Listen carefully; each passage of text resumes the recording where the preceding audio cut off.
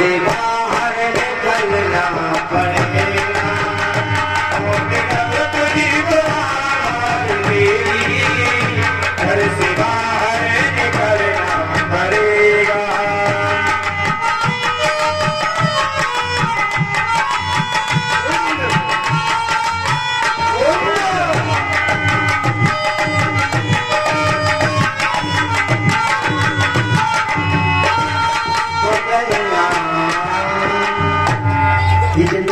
एक किराए का घर है, इसमें कोई किसी का नहीं चलता। सोच रहे हैं ना, कुछ वक्त है महल बना लिए, बड़े बड़े बंगला बना लिए। संजीव और प्रदीप, आगे श्रीमान संजीव और प्रदीप जी ये 100 रुपये भगवान की कथा में दान कर रहे हैं। भगवान से प्रार्थना कि धन को शुभ कार्य में लगाए, और जिस खजाने से धन आया है भगवान से प्रार्थना करेंगे उस खजाने में कोई कमी ना आए। बोले गोविंद भगवान की जय हो।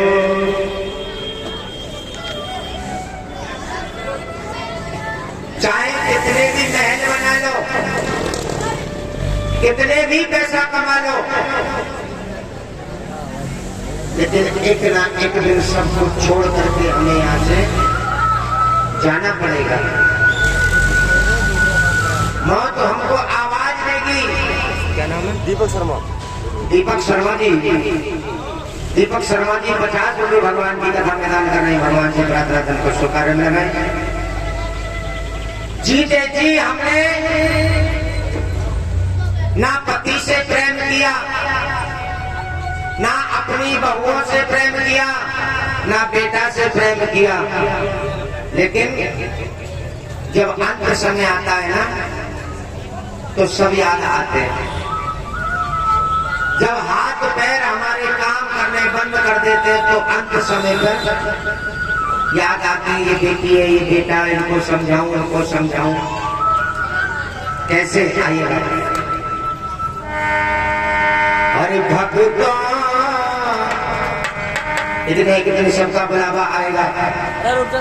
अरे भगवान स्वर्ग से आयो है संदेश बोलावो आज्ञा राम को भगवान। अरे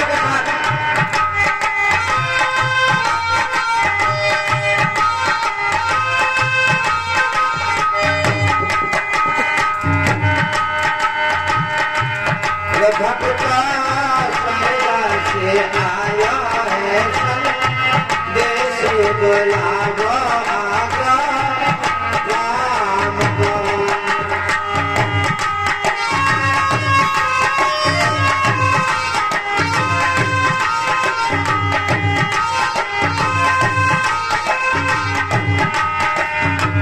और जब यमराज धीरे धीरे यमराज पकड़ लेते हैं ना, यमराज तुम्हें खींच रहे हैं, रस्सियों से बांध करके तुम्हारे प्राण खींच रहे हैं, तब कह रहे हैं यमराजों से क्या? अरे 1 मिनट की मोहलत दे दो, करो बेटा से बात।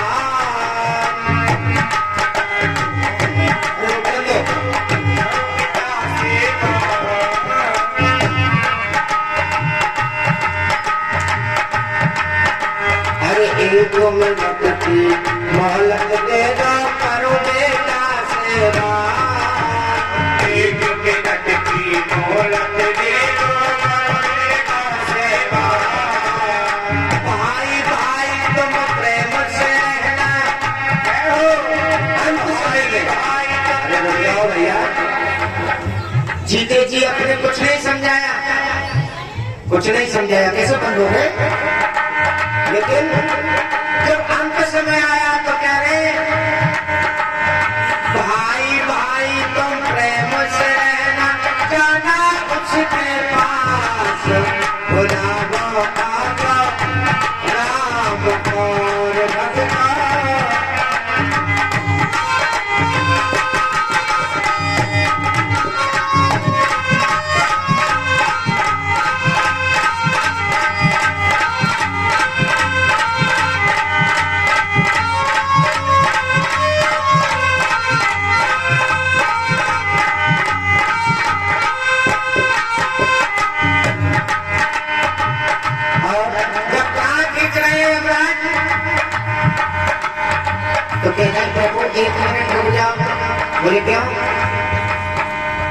एक मिनट की मोहलत दे दो करूं बहु सेवा। एक मिनट की मोहलत दे दो करूं बहु सेवा। एक मिनट की मोहलत दे दो करूं बहु सेवा। एक मिनट की मोहलत दे दो करूं बहु सेवा। मेरे परिवार को रातों रखियो बाज के हाथ। ये बोला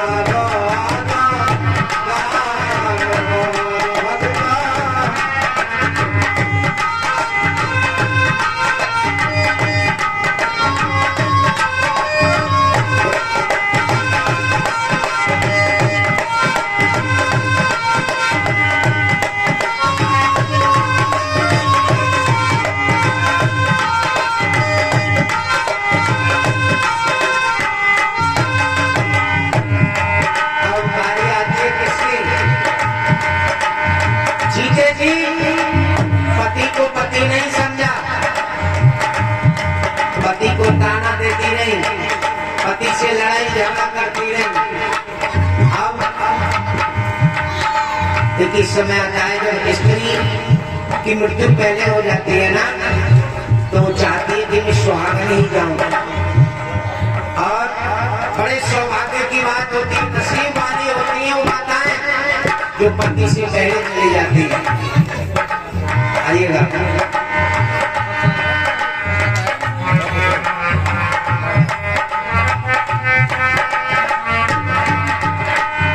मिनट की मोहलत दे दो करूं पति सेवा।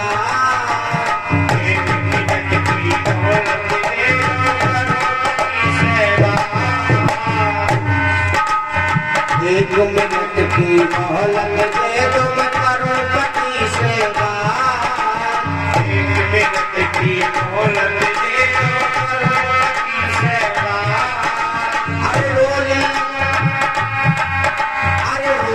मोरी चुनरी मेहंदी अरे भर दो मेरी मांगो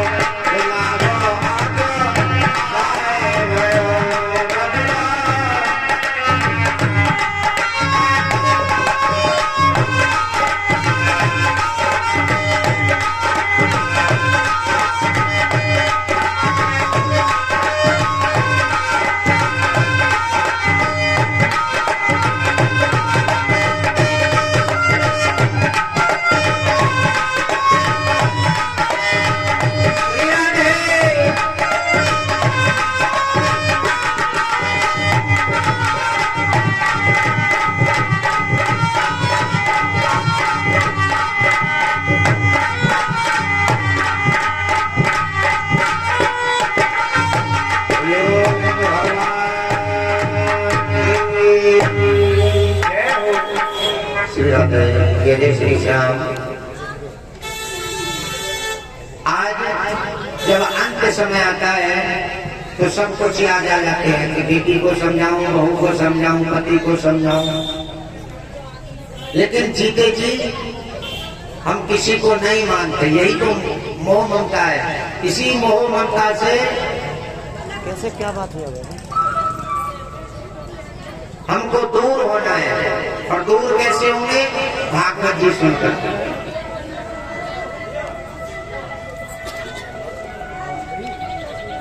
देखिए बड़े शर्म की बात है, इसी का नाम है कलयुग। आपकी बात नहीं है, हम जहां जहां कथाओं में जाते हैं, अगर हम पूछने लग जाएं कि कितनी माताएं ऐसी हैं जो पति के पैर छूती हैं, तो 2-4 ही निकले हैं उनमें से, बाकी तो सब ऐसे ही बैठी रहे। देखिए ये भागवत जी कहती हैं हमें अपने पति की सेवा करने से उस पति के दर्शन हो जाते हैं। कौन से पति के? पति भी तो 2 है ना, हर किसी के 2 पति हैं। तो महाराज कैसे हो गए 2 पति? एक अपने पति, वो है तुम्हारे देह पति, तुम्हारे शरीर के मालिक। एक होते प्राणपति, तुम हो एक अगोचर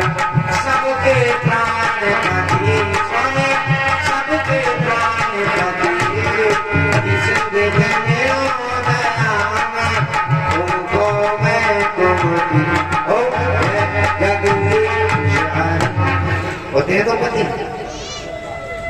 उस पति के दर्शन हो जाते हैं अपने पति की सेवा करने से। आइएगा एक कथा सुने छोटी सी, दर्शन कैसे होते हैं। एक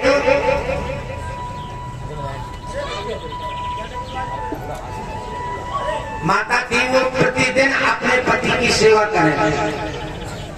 इसमें क्या है प्रसाद?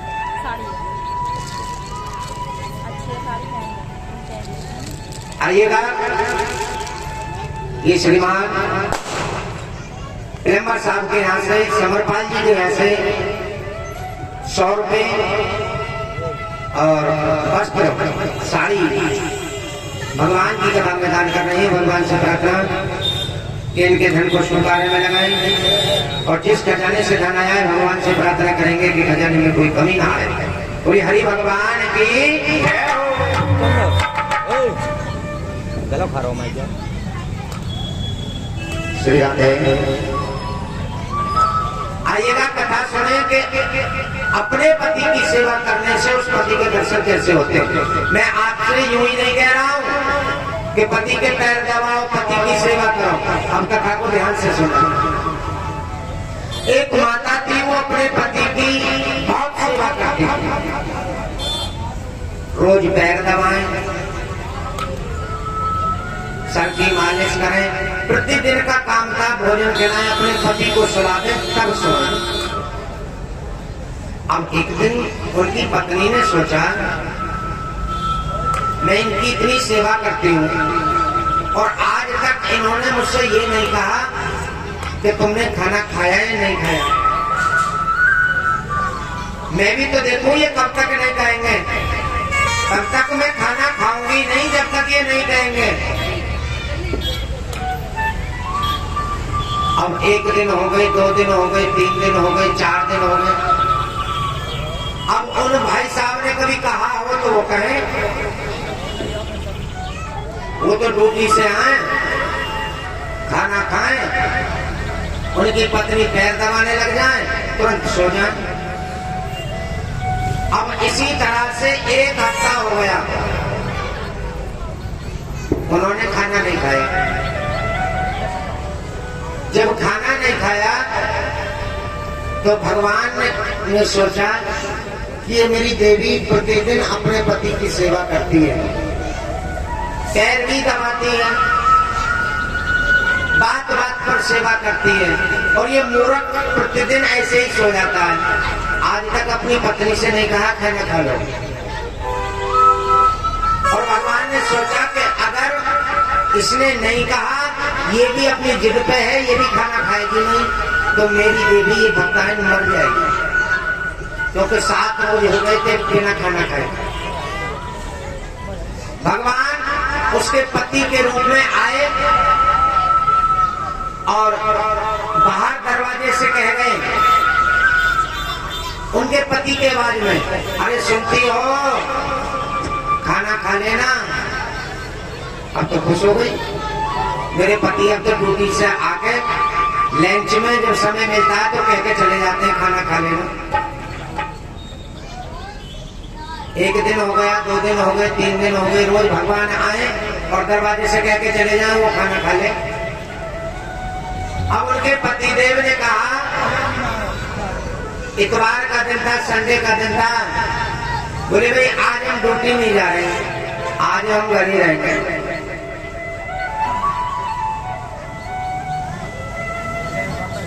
अब वो दोपहर का समय, जब भोजन का समय आया तो अपने पति के पैर दबाती थी प्रतिदिन।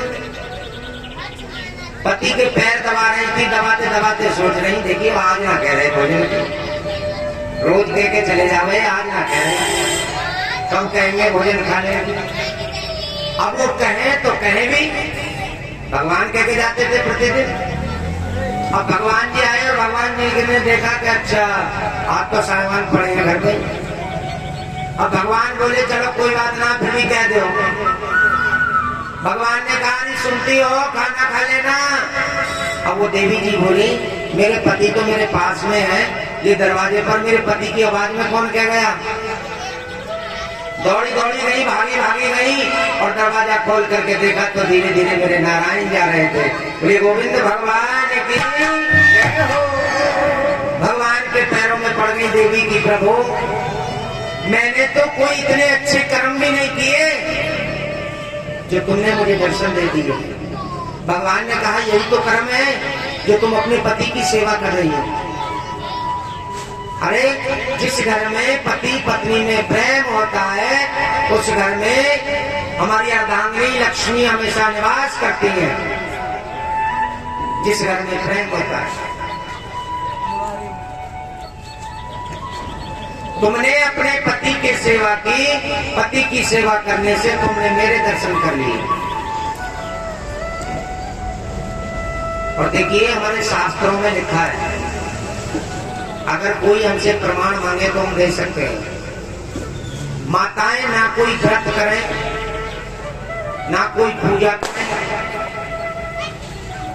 बिल्कुल मंदिर ना जाएं, ना कोई व्रत करें, पति की सेवा करने से उन्हें स्वर्ग जाने से कोई नहीं रोक सकता, केवल पति की सेवा करने से।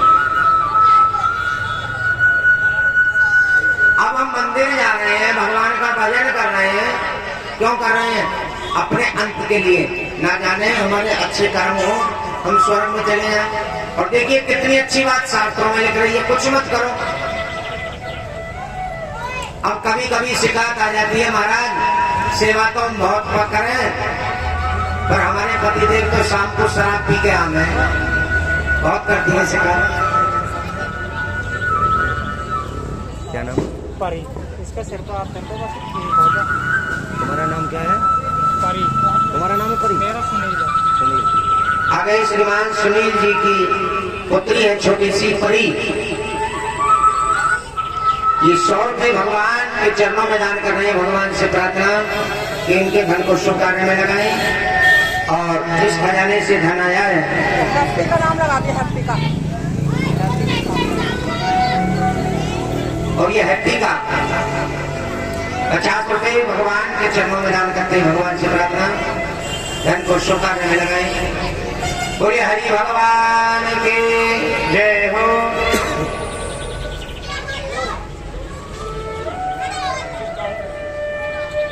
तो देखिए और ये 50 में गुणदान महादान भगवान सदा कल्याण करती है। बोलिए हरि भगवान की जय हो। हमें मोक्ष दो ही प्रकार से मिल सकता है। कैसे कैसे? भगवान का नाम लेने से और अच्छे कर्म करने से। अच्छे किए कर्म सुने जो पाया मानुष तन, इस पाप की नगरी में डूबा पापी तेरा मन। हमने पूर्व जन्म में अच्छे कर्म किए हैं। देखो कहाँ की पंचायत चल रही है, वो देखो सबके पीछे। हाँ आपस की बतला रही है, घरानी जेठानी होंगी, सुख दुख की बातें कर रही है, बहना ठीक रह रही हो कैसे रह रही है। तुम्हारी गलती ना है, 3 जगह बातें होती है ज्यादा, सत्संग में, पठन वाले में, एक रास्ते में। इसलिए मैं कहता हूँ जब कथा में आओ ना तो ये मत देखना मेरी जेठानी है दौरानी कहाँ बैठी है, ये देखो मेरी दुश्मन कहाँ बैठी है। दुश्मन के बगल में बैठोगे तो ध्यान कथा में ही रहेगा, बातों में नहीं रहेगा। ना जाने भागवत जी में ऐसी कौन सी बात हमसे निकल जाए जो हमारे जीवन को बदल सकती है। मनदीप पंकज ठाकुर। मनदीप पंकज ठाकुर जी, ये 20 रुपए। ये कृष्णा, ये 10 रुपए भगवान की कथा में दान कर रहे हैं। भगवान से प्रार्थना कि बच्चे की दीर्घायु करें। आज की कथा है, अपने ध्यान से सुने। भगवान की वो पावनमयी कथा, अमृतमयी गंगा, जिसमें आप सभी डुबकी लगा रहे हैं। देखिए हम जाते हैं, तिगरी जाते हैं स्नान करने के लिए, ब्रजघाट जाते हैं, हरिद्वार जाते हैं। क्यों जाते हैं? कि हमने जो पाप किए हैं वो पाप हमारे दूर हो जाए। भगवान के शरीर से ही दोनों गंगा निकली है। जो तिगरी में गंगा बह रही है वो भगवान हरि के, भगवान विष्णु के चरणों से निकली है। और जो कथा मैं तुम्हें सुना रहा हूँ, जिसको आप बैठ करके सुन रहे हो, ये अमृतमयी गंगा भगवान हरि के मुख से निकली है। अगर तुम कथा को नहीं सुन सकते तो बेकार है तुम्हारा गंगा जी में स्नान करना। अरे वो भी भगवान की गंगा है, ये भी भगवान की गंगा है, जो हम बैठे बैठे ही गोता लगा रहे हैं। जिसने भागवत जी सुनी हो 7 दिन बराबर अगर किसी ने कथा सुनी है, लेकिन ऐसे नहीं। अब तुम सोच रहे हो महाराज हम भी आए 7 दिन। 7 दिन का मतलब है आरती से पहले आना और आरती के बाद जाना। 7 दिन की कथा सुनना। मैं व्यासपीठ से कहता हूँ जिसने 7 दिन की कथा सुनी हो, आरती से पहले आए हो और आरती के बाद गए हो, आज से उसके घर में भी दुख नहीं हो सकता। ये ठाकुरनी 20 रुपए भगवान की कथा में दान कर रही है। आगे पिंटू और समरपाल प्लम्बर साहब ये 20 रुपए भगवान की पावन कथा में दान कर रहे हैं। भगवान से प्रार्थना धन को शुभ कार्य में लगाएंगे। इसलिए जगह जगह कथाएं होती हैं, भागवत होती हैं। एक और बात, हम हमारे पूर्वजों को भी शांति मिलती है भागवत जी करने से। अब देखो एक बात बताऊं, यहाँ हमने अपनी मर्जी से कथा लगाई, तुम्हें कुछ भी करने की आवश्यकता ना थी। जो इस बांस देख रहे हो ना, काला कपड़ा बंधा हुआ है, हाँ ये बना हुआ है ना, ये तुम्हारे पितरों के लिए बंधवाया। ये मेरे पितर नहीं, हम सबके पितरों के लिए। अगर प्रतिदिन, आज 9वें दिवस की कथा है, प्रतिदिन तुम आकर के तिल का एक दिया जला देते इस बांस के नीचे, तो मैं व्यासपीठ से कहता हूं कि तुम्हारे घर में कभी पितृ दोष नहीं होता, तुम्हारे घर में कभी बीमारी नहीं होती। लेकिन अब क्या तो फाजिलपुर गांव के ये सोच रहे हैं कि तिल का तेल भी गुरु जी दे देते जलाने के लिए।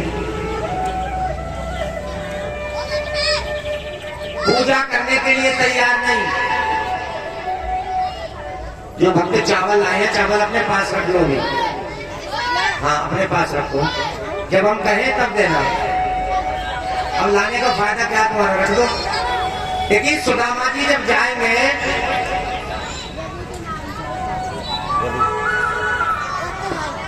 श्रीमान रवि कुमार जी 50 रुपए भगवान की पावन कथा में दान कर रहे हैं। भगवान से प्रार्थना के धन को शुभ कार्य में लगाए। और जिस खजाने से धन आया है उस खजाने में कोई कमी ना आए। बोले गोविंद भगवान की जय हो। अच्छा सही बताना ईमानदारी से, पूजा कितने भक्त करते हैं? हाथ खड़े करें जो पूजा करते हैं।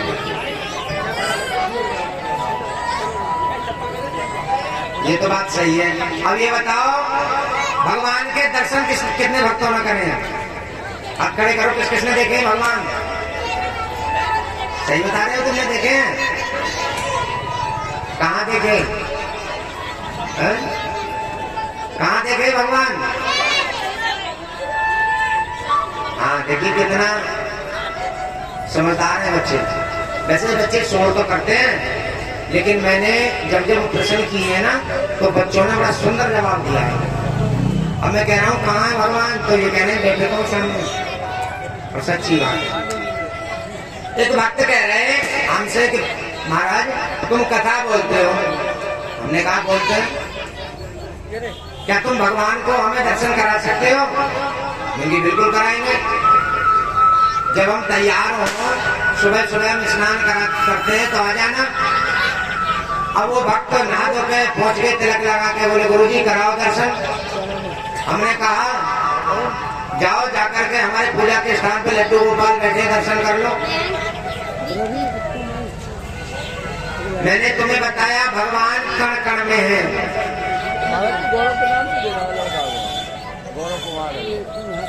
श्रीमान गौरव कुमार जी, श्रीमान गौरव कुमार जी ये 100 रुपए भगवान की कथा में दान कर रहे हैं। भगवान से प्रार्थना धन को शुभ कार्य में लगाए। और जिस खजाने से धन आया उस खजाने में कोई कमी ना आए। बोले हरि भगवान की जय हो।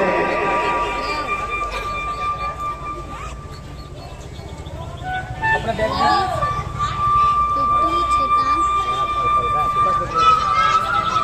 बंगू कहाँ है? अंदर है इसमें। श्रीमान लविश बैंक और चिट्टू ये सभी मिलकर के भगवान की पावन कथा में 50 रुपए का दान कर रहे हैं। भगवान से प्रार्थना धन को शुभ कार्य में लगाए। बोले हरि भगवान की जय हो। बैग देते इन्हें मांग